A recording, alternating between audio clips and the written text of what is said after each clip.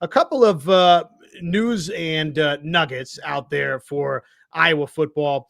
We did hear from Kirk Ferentz, and he was asked at the end of spring a little bit more about Bryce George, the Ferris State offensive lineman, I guess, is the better way to say it now, that transferred over from Ferris State. And he shed a little light on how he might help Iowa. This probably won't surprise you, Chris, but Kirk Ferentz was quick to point to the fact that he's played a lot of football. That's one reason they like him. They weren't concerned about the jump from FCS to FBS football, from Ferris State to Iowa with Bryce George. But it didn't sound like he was just absolutely locking him in at left tackle. You and I sat here and wondered, okay, Trevor Lauk, Doetzler, is George the guy to step right in at left tackle? You've got another opening along your offensive line at starting right guard for you. That's the one other spot, left tackle, right guard, where you don't have a returning starter. Pieper is someone that obviously the staff really, really likes a lot, but it sounds like Bryce George, based on Kirk Ferentz's remarks at the end of spring, it's not a lock it up, throw away that he's a left tackle contender for Iowa. He could also factor in along the interior for the Hawkeyes, which if Lauk or Doetzler, if one of those two guys are just so good at left tackle that they kind of tell you, hey, I'm the starting left tackle, and all of a sudden George is in the mix there with Cade Pieper inside, and he wins that battle versus Pieper, then I don't think it's the worst thing that you went and found somebody from Ferris State and Bryce George that all of a sudden slides over to the interior to beef that up for you. But I thought that was interesting that Kirk Ferentz basically said, look, we've got a couple of jump balls along the offensive line, and I expect him to factor in to both. Mm-hmm. Yeah, that's a typical Kirk Ferentz thing to do, because he, if you know Kirk Ferentz, you listen to him speak, he will never directly give away what he's thinking about a situation, whether he's already leans one way or another. He will always stay neutral to the public, to the media, and to the fans. So he might be thinking that, okay, well, Bryce George is the guy. He might be thinking he might have to work his way in.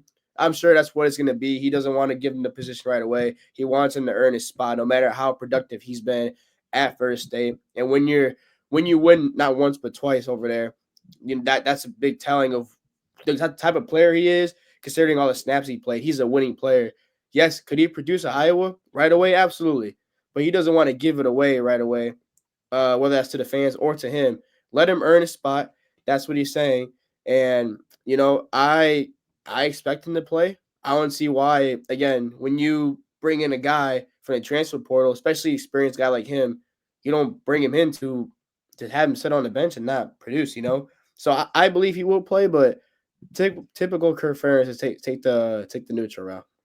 Yeah, don't tip your hand in end of April, early May on where everybody's going to be starting at, and I wouldn't blame Kirk Ferentz for doing that. He, I told you this last week, Chris, or the week before, that Kirk Ferentz said, "Hey, also don't expect a depth chart at the beginning of fall camp this year, unlike other years." Because I'm not in the business of trying to upset parents in this go around. So I don't know if we'll get an updated depth chart until we get right toward the end of fall camp, or that opening week, right, versus Albany. That might be the next time we see an updated depth chart for Iowa. By the way, Bryce George, 41 games that he played in at Ferris State. He started 38. He was a All-American, first-team All-American last year at Ferris State. And he won 3 Division II national championships while at Ferris State. He was also a 2-time All-GLIAC selection. So he was a couple of times an all-conference honoree. And as our man, what's up, T. Hink, by the way, good evening. Love to see you in the chat. He's right. Iowa added another offensive lineman, George Nahas, who is a former walk-on at Iowa State. He'll be a walk-on with Iowa. 6'4", 295-pound offensive lineman that, again, began his career with the Cyclones as a walk-on, was a 2-star kid coming out of high school, so not a highly regarded guy in that way, according to at least the 24/7 Sports high school recruiting rankings. And he comes into Iowa, Chris, as a walk-on offensive lineman for the Hawkeyes, but in-state kid from Dowling Catholic. He had offers from Army, Fordham, Southern Illinois, had some interest from the Kansas Jayhawks out of high school. And at any rate, you've added another name to the offensive line group. In what capacity? I'm not expecting this addition to be someone that steps in and is all of a sudden a rotation guy for you this season, but somebody that over time maybe can help the Hawkeyes out. And Iowa has a rich history with walk-ons. You know that. I know that. Hawkeye fans know that. It is a program with a rich history of walk-ons. So by no means am I writing George Nahas off as somebody that down the line can impact things for the Hawkeyes. I'm just not expecting it in 2025. But good news to see Iowa go add somebody from your rivals. Not going to hurt anybody's feelings either. Yeah, I have a couple friends that chose Iowa State first and they transferred to Iowa. So I think seeing that it's a very common thing is a very telling sign about which is the better college in the state of Iowa. Besides that, just throwing some shade at my rivals. I actually still have a friend that's over there. Shout out my guy Tommy. But it's good to see another low guy walk on.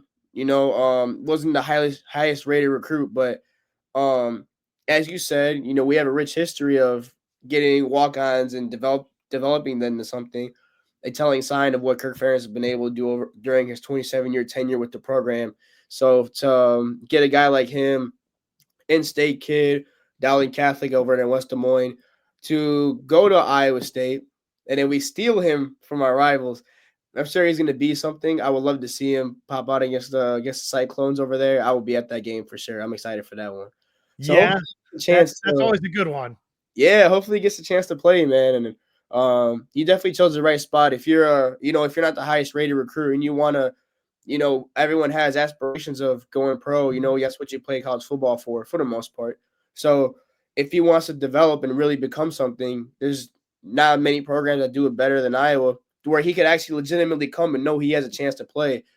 So for him, that's a great signing. I did not see that. Again, finals week, I've been really busy. I've not been tapped into the Hawkeye world that much. I've been trying, but studying and homework takes my time. But I'm glad we got him. 6'4", 295. It's a big dude, man. So I don't know what grade he's in. Do you know what grade he's in by chance? He will be a redshirt sophomore, I believe.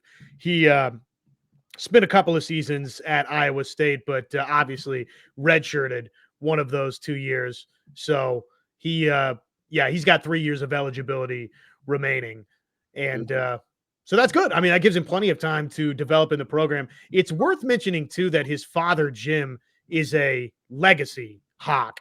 So his dad played baseball at Florida and at Iowa before playing professionally in the Atlanta Braves organization. So from that standpoint, comes from an athletic background and a legacy Hawk. So all the legacy Hawkeyes, come on, Dad. You always welcome guys where mom and dad played for Iowa too. That's kind of cool.